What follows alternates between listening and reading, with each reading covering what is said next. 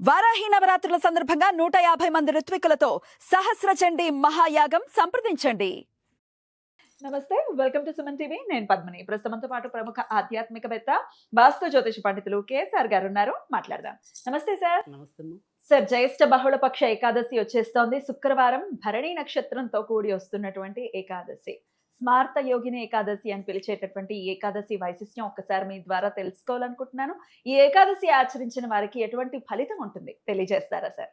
తప్పకుండా. అంటే మనం తొలి ఏకాదశిగా చెప్పుకుంటే ఇది చివరి ఏకాదశి తొలి ఏకాదశి వచ్చేస్తోంది కదా. సో అందుకని ఒక రకంగా చెప్పాలంటే ఇది ఇంకా లాస్ట్ ఏకాదశి. లాస్ట్ అంటే ఉత్తరాయణంలో లాస్ట్ ఏకాదశ అంతేగా అంతేనా? అంతేగా తొలి ఏకాదశి నుంచేనా సార్ దక్షిణాయనం? అంతే, దక్షిణాయనం అంతేగా. దక్షిణాయనానికి ముందు వెనకలుగా వచ్చేది తొలి ఏకాదశి. సో అలాగా ఇప్పుడు మనకి ఇంక ఇంచుమించు ఉత్తరాయణలో ఇది చివరి ఏకాదశి. అందుకని యోగిని అంటేనే అర్థమవుతుంది. అంటే ఇక్కడ నుంచి మనం ఏదైనా సరే ఒక యోగంలోకి వెళ్ళటం అనే దానికి తర్వాత నుంచి మనకి హెల్ప్ అవుతాయి. అయితే ఇక్కడ మనకి దీంట్లో ఉన్న కథ కూడా అలాంటిదే. అంటే రోగుల్ని సైతం భోగిగా చేసే యోగి ఏకాదశి, యోగిని ఏకాదశి. అంటే ఎలాగో అంటే కనుక మనకి యామ, మాలి, విశాలాక్షి అని చెప్పి ఇద్దరు గంధర్వులు. సరే, వీళ్ళు కుబేరు దగ్గర పనిచేసేవాళ్ళు. సో కుబేరుడు శివభక్తుడు, శివుడు సమానుడుగానే మనం చెప్తుంటాం. తర్వాత శివుడి తర్వాత అత్యంత సంపన్నుడు. అంటే శివుడు ఏమీ లేదనుకుంటారు. సో ఐశ్వర్యం ఈశ్వరాధీనం కదా. ఆ తర్వాత మనం ఏదైనా సరే ఆ పోర్ట్ఫోలియో ఉందంటే అది కుబేరుడికి ఇవ్వటం అనేది జరుగుతుంది. కుబేరుడు నిత్యం శివుడిని భక్తి శ్రద్ధలతో పూజించాడు కాబట్టి ఆయన అంత ఔశ్వర్యవంతుడు అవ్వటం అనేది జరిగింది. అయితే ఆ శివ పూజకి ఈ యామాలి అనేవాడు రోజు పూలు తీసుకురావాల్సిన పని అయింది. సరే, ఆ సమయానికి ఇంకా కొద్ది సమయం ఉంది కదా అని చెప్పి ఆయన యొక్క భార్య విశాలకి చాలా అందగత్తి, సౌందర్య రాశి అయితే కాసేపు ఆమెతో సరసల్లాపాలు సాగించటంలో ఈ సమయాన్ని అతిక్రమిస్తాడు. అప్పుడు కుబేరుడు ఇబ్బంది పడి, అపర్ణ వేళ అయిపోతుంది, శివ పూజకు పుష్పాలు రాలేదు, ఏమైంది అడిగిరా అంటే అక్కడ జరిగిన నిర్వాహకం అంతా చెప్పినప్పుడు కుబేరుడు ఆయన్ని శాపం ఇవ్వటం అనేది జరుగుతుంది. ఏ సౌందర్యం కోసం నువ్వు పరితపించావో ఆ సౌందర్య రాశి నిన్ను అసహించుకుంటుంది. ఈ రోజు నుంచి నీకు కుష్టి వ్యాధి వస్తుందంట. అక్కడి నుంచి పాపం ఆయన అంతకితం దాకా అనేక ఏళ్ళు మరి క్రమం తప్పకుండా ఆ శివ పూజకి ఇచ్చిన పుష్పాల పుణ్యం వల్ల ఈయనకి గతమంతా గుర్తుంటుంది. నేను ఈ తప్పు చేశాను, నాకు ఈ శాపం వచ్చింది అనేది అడుగడుగునా ఆయనకి గుర్తుంటుంది ఆ పుణ్యవశాన్ని. అలా మార్కండేయుడి యొక్క ఆశ్రమానికి చేరుకోవటం. అప్పుడు నాయన నీకు యోగం పట్టాలి అంటే కనుక, నీకున్న ఈ దుర్యోగం పోవాలి అంటే కనుక సమీపంలో యోగిని ఏకాదశి ఉంది. ఆ యోగిని ఏకాదశి వ్రతాన్ని ఆచరించు. అప్పుడు మళ్ళీ తిరిగి నీ యొక్క రోగాన్ని మాన్చుకుంటావు అని. అంటే ఇక్కడ మనకి ఏంటంటే మనకున్న మానసిక రోగాలు కానీ ఎలాంటి శారీరక రోగాలు కానీ పోగొట్టి ఒక యోగాన్ని ఇచ్చేదే ఈ యోగిని ఏకాదశి. కనుక ఎవరైనా సరే ఎటువంటి మానసిక చింతలున్నా, శారీరక చింతలున్నా వాటన్నిటినీ దృష్టిలో పెట్టుకుని చెప్పిన ఏకాదశి ఇది, ధర్మరాజుకి శ్రీకృష్ణుడు.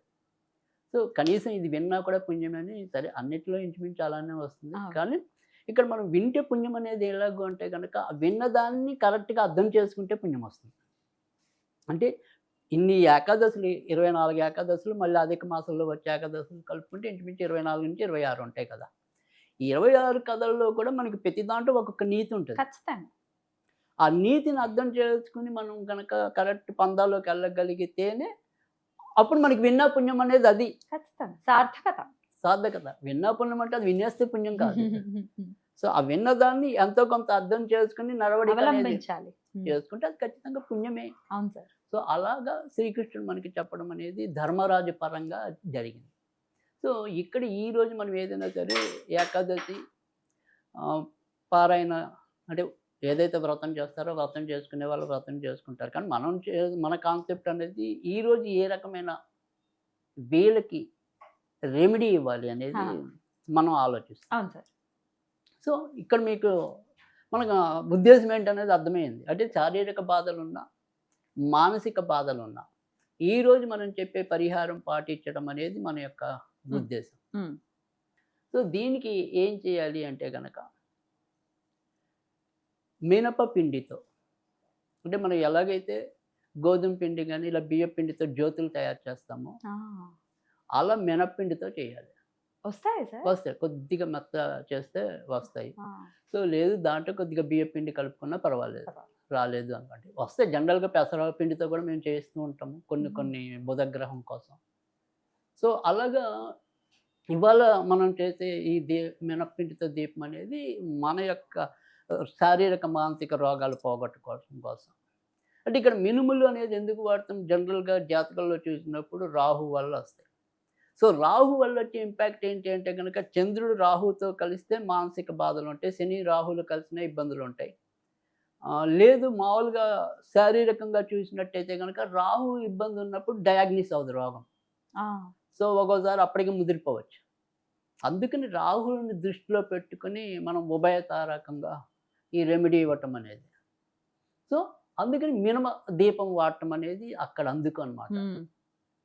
పైగా ఇది మనకి ఉన్న ఇందాక చెప్పాం అతి భయంకరమైనది కుష్ఠరోగం. అవును సార్. సో కొన్ని ఏమంటాం ఒక 50 సంవత్సరాలు వెనక్కి వెళ్ళినట్టయితే కనుక కుష్ఠరోగులకి క్షయరోగులకి థియేటర్స్లో ప్రవేశం కూడా ఉండేది కాదు. అంటుదా సార్? కుష్ఠరోగం అంటే అంటే అంటువ్యాధి అంటువ్యాధి కాకపోయినా అది భయంకర వ్యాధి కదా చూడటానికి చూడడానికి. భయానకంగా. క్షయ రోగం మటుకు క్షయం అంటురోగి. అంటురోగం. ఉంటాయి. టీబీ. అందుకని క్షయ రోగుల్ని వాళ్ళకి అప్పట్లో ప్రవేశం ఉండేది కాదు. మీరు కనుక ఒక 50-60 ఏళ్ళ కిందట వెళ్తే థియేటర్స్లో బోర్డులు ఉండేవి. బా. అంత భయంకరమైన వ్యాధి కుష్టి వ్యాధి. సో అలాంటి భయంకర వ్యాధిని మాన్పగలిగిన యోగిని ఏకాదశి ఇది కాబట్టి మనకున్న మ్మ్. రోగ బాధల నుంచి ఉపశమనం. అంటే కుష్టే ఉండాలని ఏం లేదు. ఇప్పుడు క్యాన్సర్ అంటే లాంటి నేను రోగాలు ఇంకా ఉన్నాయి. భయంకరమైన మ్మ్. రోగం అంటున్నాం మనం. అదే. అందుకని క్యాన్సర్ లాంటివి కూడా. అందుకే ఎలాంటి భయంకరమైన రోగాలైనా సరే వాటికి మనకి ఈ రకంగా మేలు చేయటం కోసం. మ్మ్. అది ఇవాళ నుంచి ఈ ఏకాదశి మొదలెట్టి కనీసం ఒక 5-6 ఏకాదశులు చేసినట్టయితే కనుక, అంటే మధ్య మధ్యలో మీరు వదిలేసినా పర్వాలేదు, మ్మ్. ఒక సంఖ్య అనేది పెట్టుకోండి. 5 మ్మ్. బేస్ సంఖ్య ఎప్పుడు శ్రేష్టం. మ్మ్. పూజాది వాటికి అన్నిటికీ కూడా 5 కానీ 7 కానీ 9 కానీ మ్మ్. అలా ఇన్ని ఏకాదశులు చేసుకుంటాను మ్మ్. అనేది పెట్టుకుని చేసుకోవటమే. కానీ దీనికి అంకురార్పణ రోగానికి సంబంధించింది కాబట్టి యోగిని ఏకాదశితో మనం మొదలెట్టుకుంటే మంచిది. మ్మ్. ఓకే. తర్వాత మధ్య మధ్యలో మీకు ఏదైనా అవాంతరాలు వచ్చినా దాన్ని లెక్కేసుకోకుండా 5 వారాలు చేసామా లేదా, లేదా 7 వారాలు చేసామా లేదా, ఓకే. అదొక్కటి దృష్టిలో ఉంటే చాలు. వారాలు in the sense Ekadashi. Right, అదేనా మీరు అనేది? అంతేగా. మ్మ్. అన్ని ఏకాదశులు 5 5 చేసామా ఏకాదశులు. లేదా, అలా 7 ఏకాదశులు చేసామా లేదా. ఇరు పక్షాలని కూడా వినియోగించుకోవచ్చు. రైట్. Right sir. సో ఆ రకంగా చేసుకుంటే సరిపోతుంది. ఇది ఏం మంత్రం ఏ కాదు. టైంలో పెట్టాలో ఈ దీపం కూడా చెప్పండి సార్. రైట్. అయితే సాధారణంగా ఇది పొద్దున పూట పెట్టుకోవటమే శ్రేష్టం. ముఖ్యంగా అంటే నారాయణ పూజకి కానీ లక్ష్మీ పూజకి కానీ నిజంగా చెప్పాలి అంటే కనుక శ్రేష్టమైన సమయం ఉదయం 11 to 12. ఆ. అది కరెక్ట్గా రాజసిక సమయం. సో వీళ్ళిద్దరూ కూడా రాజసిక దేవుళ్ళు. మ్మ్. సో అందుకని ఆ సమయంలో చేసినట్టయితే కనుక ఇంకా తొందరగా ఫలించడానికి ఉంటుంది. అలాగని ఏం పర్వాలేదు, 12 లోపు ఎప్పుడైనా సరే మనం వీలైన సమయంలో చేసుకోవచ్చు. బట్ ఎస్పెషల్లీ అడిగితే మాత్రం 11 to 12 హా. ఆ సమయంలో చేసుకోవాలి. ఓం నమో నారాయణాయ సర్వరోగ నాశనాయ నమః. ఓం నమో నారాయణాయ సర్వరోగ నాశనాయ నమః. ఇది 57 లేదా 108 సార్లు చదువుకోవాలి. ప్రసాదం ఏం పర్వాలేదు, మనకి చేతనైంది పెట్టుకోవటం. ఓకే. ప్రత్యేకంగా దానికి ఏమీ లేదు. ఓకే. ఓన్లీ మినప దీపం అన్నది ఒక్కటే ఇక్కడ. అద్భుతం. అంటే ఎన్ని ఏకాదశులు కూడా అదే దీపం పెట్టాలంటే అదే. అదే పెట్టు. ఒక్కటి చాలు, ఒక్క దీపం. ఒక దీపం ఎన్ని కాదు, ఒత్తులు ఒత్తులు 2 ఉండాలి మినిమం. 2 ఒత్తులేసి పెట్టండి. రైట్. ఆ రైట్. 2 వాళ్ళ ఇష్టం. బట్ ఒకడు మటుకు కాదు. కాదు, of course not. Right. Right sir, beautiful గా ఎక్స్ప్లెయిన్ చేశారు సార్. దాని తర్వాత ఆ మినపపిండి దీపాన్ని ఏం అది చేయాలి? ఏదైనా చెట్ల వాటిలో పెట్టేయచ్చు. రైట్. అద్భుతం సార్, చాలా చక్కగా మాకు వివరించారు. ఖచ్చితంగా వచ్చేటటువంటి ఈ యోగిని ఏకాదశిని ప్రతి ఒక్కరూ వినియోగించుకోవాలని మనవి చేస్తూ కృతజ్ఞతలు సార్. నమస్తే.